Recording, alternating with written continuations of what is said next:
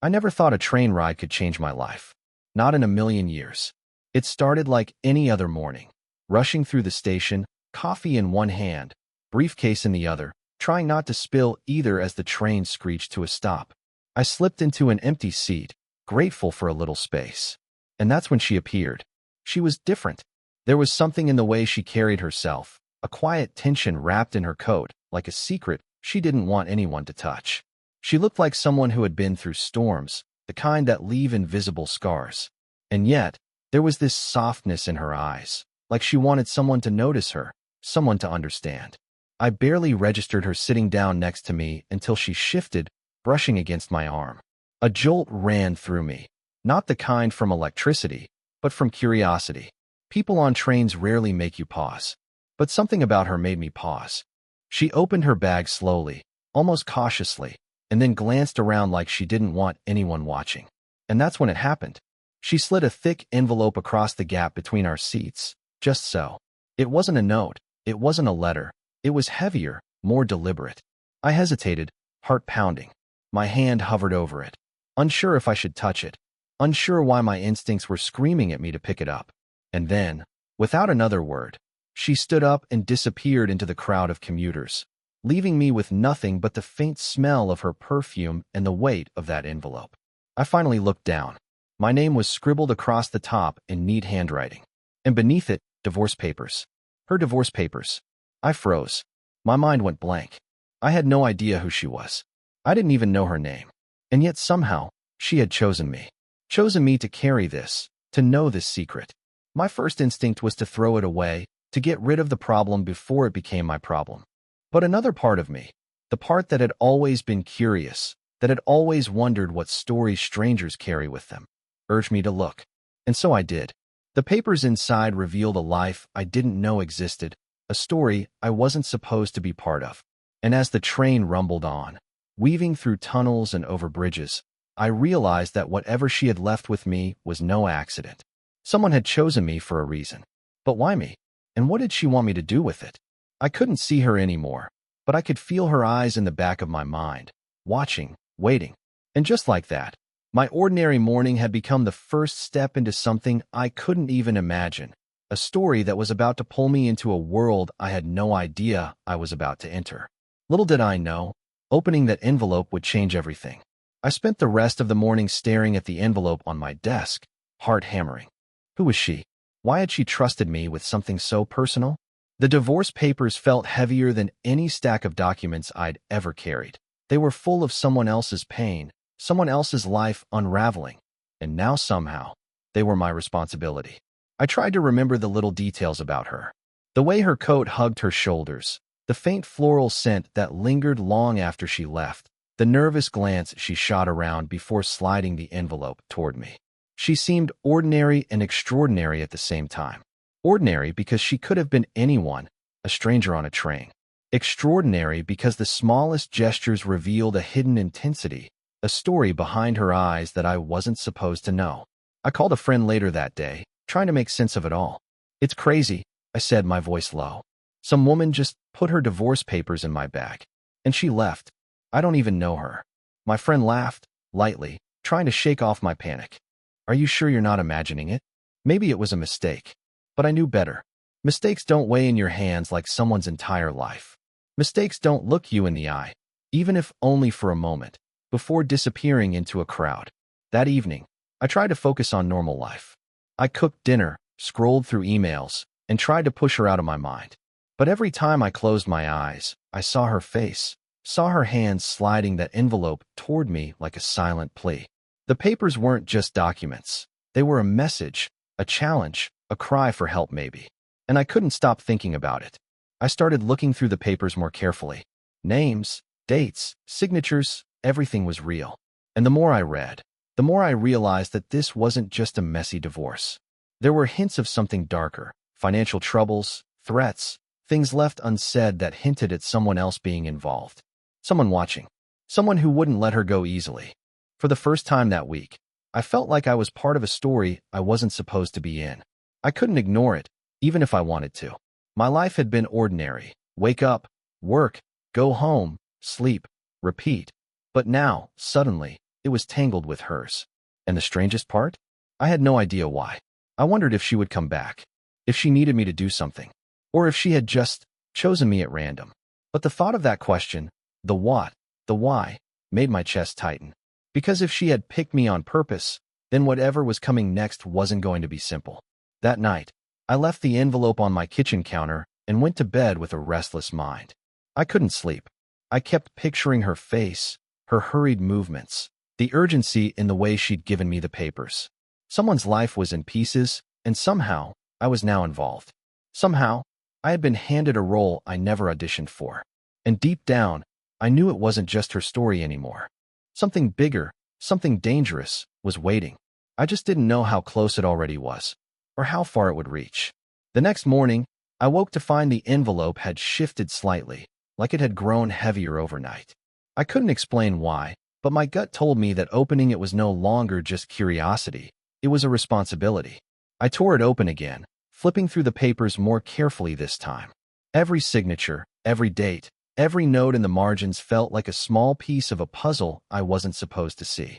Her name was Sarah, though that was all I knew. There were hints of arguments with her husband, angry phone calls, unpaid bills, and mentions of someone following her. And then there was a paragraph scrawled in the corner that made my stomach twist. If anything happens to me, these go to someone who can be trusted. That someone was me. Or at least, that's what she had decided. I tried to go about my day normally, but everything felt different. Every pedestrian on the street could be watching. Every email could hide a warning. Every call might be from someone who shouldn't know what I was now holding. And I kept asking myself, why me? I hadn't even spoken to her. I hadn't helped her before. Yet here I was, tangled in a story that wasn't mine, yet already putting me at risk. Then, things started happening. Small, strange things. My mailbox was rifled through. Someone had left a coffee cup on my doorstep that wasn't mine. My phone buzzed with numbers I didn't recognize. And when I looked up from my desk that evening, I could have sworn I saw a shadow moving past my window. Panic set in, but I couldn't ignore it. I needed to understand what Sarah was running from, and why she had trusted me with her life, her mistakes, her fears, her escape plan. I began connecting the dots from her notes, trying to make sense of it all, but the more I read, the less I felt safe. By the time I returned to the train station that afternoon, I was desperate for answers. I scanned the crowds, hoping against hope to see her, to ask her why she had chosen me, to at least understand. But the platform was empty, and the train rolled in, indifferent to the chaos her papers had caused in my life. And then, as I stepped onto the carriage, I noticed a man, a stranger, tall, with sharp eyes, standing at the far end of the car. He was looking right at me. His gaze was cold, deliberate, and I felt it pierce straight through me. My heart skipped a beat. Before I could move, the train lurched forward, carrying me deeper into a story I hadn't asked for, and someone clearly wasn't planning to let me walk away. I couldn't shake the man's gaze. He didn't move, didn't shift, didn't blink. It was as if he had been waiting for me, reading my every reaction like a book he had memorized. Every instinct screamed at me to get off the train, but I was trapped. The doors slid shut behind me, and the hum of the rails felt deafening. I gripped the envelope tighter, feeling its edges press into my palms. Sarah's life, her mistakes, her fears, they were all inside these papers. And now, somehow, they had become mine. The man's eyes didn't waver as he stepped closer, inch by deliberate inch, and a chill ran down my spine. I ducked my head, pretending to check my phone, but I could feel him analyzing every twitch, every hesitation. I wanted to shout, to ask him who he was, but the words caught in my throat. Something about him screamed danger, and I knew instinctively that this wasn't about a misunderstanding. Whoever he was, he had come for the papers, and that meant trouble. I thought about Sarah. Where was she now? Had she disappeared into the city like a ghost, leaving me to face this alone? Or was she somewhere, watching, waiting, knowing this moment would come? The questions gnawed at me, twisting my stomach into knots. The train screeched around a corner, and in that jolt, the envelope slipped from my grasp. It fluttered to the floor like a wounded bird. I lunged for it, but the man's shadow loomed over me. My fingers barely grazed the edge before he snatched it up, his grip tight and unyielding. "Who are you?" I demanded, my voice trembling. He didn't answer. He just studied me, as if trying to decide how much I already knew. and how much I would regret finding out. My heart was pounding so hard I thought it would burst through my chest. The other passengers didn't notice. They were wrapped up in their phones, their headphones, their own lives, and yet I felt the weight of the entire train pressing down on me. Suddenly, the lights flickered, and for a brief second, the man's eyes glinted with something darker, something almost personal. He leaned close, and I could smell his cologne, sharp and clean, like he had rehearsed every movement to appear ordinary. But nothing about him was ordinary. Then, before I could react, the train jolted violently, and he slipped the envelope into his coat. My breath caught. I wanted to chase him, to fight him, to demand answers, but the carriage was crowded, and I was frozen. And in that moment, I realized this wasn't just about papers anymore. It was about something far bigger, something I couldn't yet understand. I glanced around, desperate for a hint, a clue, a sign that I wasn't completely alone in this. And then I saw it, just beyond the window, reflected in the dark glass, a figure standing on the platform, watching me. Sarah, or someone who looked like her, or maybe both. And that's when I realized the truth was coming, and it would change everything I thought I knew. But I wasn't ready. Not yet. Just as the train screeched into the next station, the man with the envelope stopped, turned, and locked eyes with me. My stomach dropped. He wasn't just a stranger, he was smiling, calm, almost amused. Before I could react, he spoke, low and deliberate. You don't even know her. None of this was ever about her divorce. My mind froze. What do you mean? I stammered. He reached into the envelope and pulled out a smaller, folded sheet of paper. On it were names, dozens of them, people I'd never met, and dates, and locations. My pulse spiked as I realized. The envelope hadn't been about Sarah's life at all. It had been a warning, or an assignment. Someone had chosen me, deliberately, to carry a secret far bigger, far more dangerous. And then, the train jolted again. This time, the lights went out completely. Panic swelled around me in the dark, the murmurs of other passengers sounding distant, like echoes from another world. When the lights flickered back on, the man and the envelope were gone. I was alone, but I wasn't safe. I ran through the station, heart hammering, the echoes of my own footsteps swallowed by the chaos around me. Every corner I turned, every stair I climbed, I expected him, or someone else, to appear. But the platform was empty, silent except for the screech of the departing train. And then I saw her. Sarah, or at least, the woman I thought was Sarah, standing near the exit. Relief and confusion collided in my chest. I ran to her, yelling her name, but she held up a hand, stopping me mid-step. Wait, she said, voice trembling. You weren't supposed to see any of this yet. I had to make sure you could be trusted. Before I could question her, a hand clamped over my shoulder, spinning me around. The man from the train. Close, too close.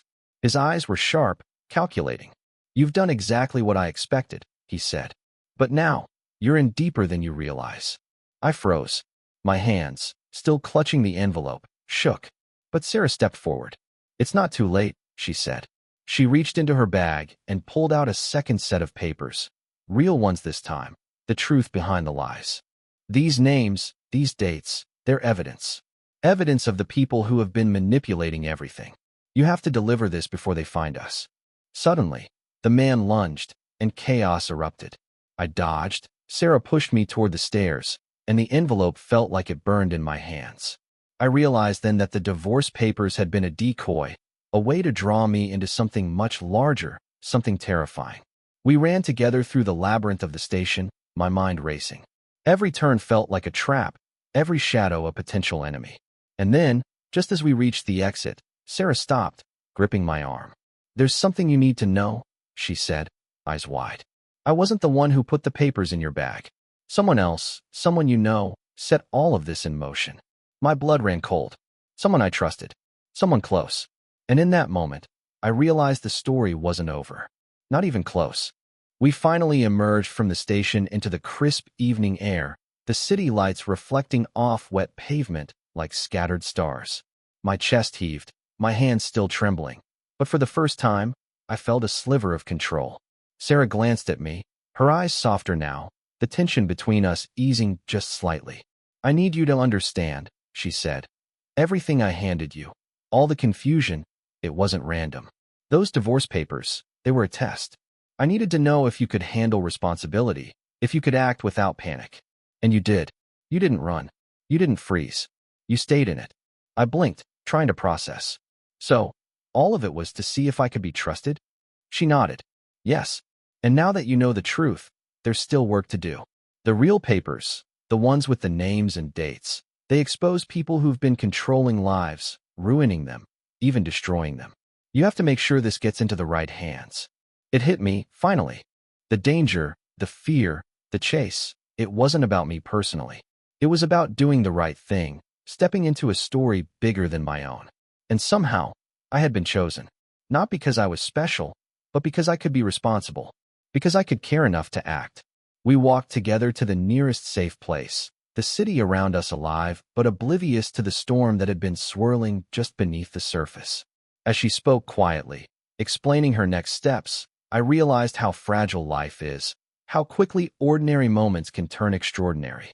A stranger, a simple train ride, a stack of papers. It had changed me, altered the course of my day, my life, maybe even who I would become. And then, just when I thought I could breathe, she smiled faintly and handed me a folded note. I'll disappear for a while, she said. But keep this close. You might need it someday. I unfolded it. My name was written again, and beneath it, a single line. Trust no one, but always be ready. I looked up to thank her, but she was gone, vanished into the crowd like a shadow melting into the city.